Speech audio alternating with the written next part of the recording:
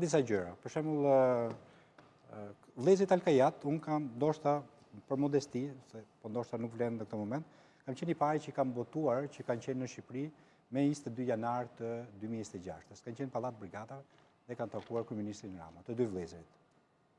E kam dhe me foto.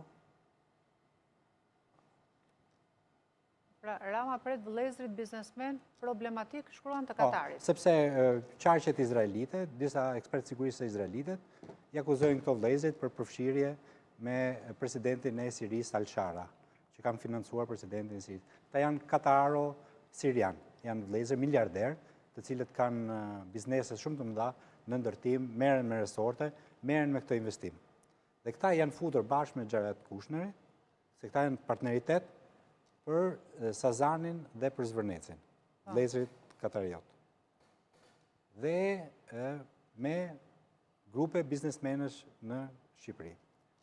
E vërteta që nuk i thuhet shqiptarëve, unë kam thënë dhe diku tjetër, është që nga Zvërneci, Narta, Kërnia, deri në Darzez, deri në Gurgydhen e Semat, do ndërtohet 28.000 njësi banimi, shërbimi, qendra tregtare, facilitete.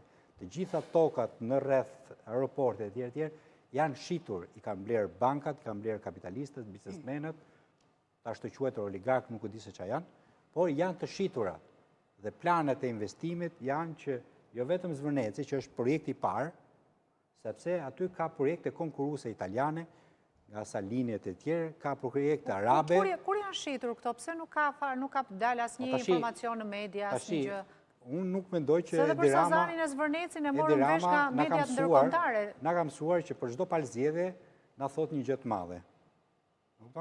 Ndoshta i shërben për zgjedhjet lokale, ndoshta për zgjedhjet parlamentare, apo për zgjedhjet parakohshme, nuk e di, që të bëj këto oferta të mëdha për qytetarët.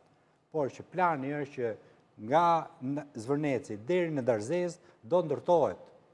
Biles unë kam qërtuar deputetet e Partisë Demokratike në Komisionin e Reformës Territoriale Administrative, hapni syt, sepse kur bëhet ndarje territoriale, mos duan, apo duan, që të bëjnë një bashki vetëm për këto zona, sepse ata do duan infrastrukturë kanalizimesh, ujësjellçesh, OSHE.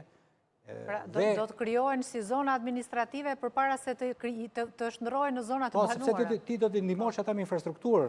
Pra, në çfarë i ofron Shqipëria këtyre kapitaleve të huaja që duan të ndërtojnë në këtë.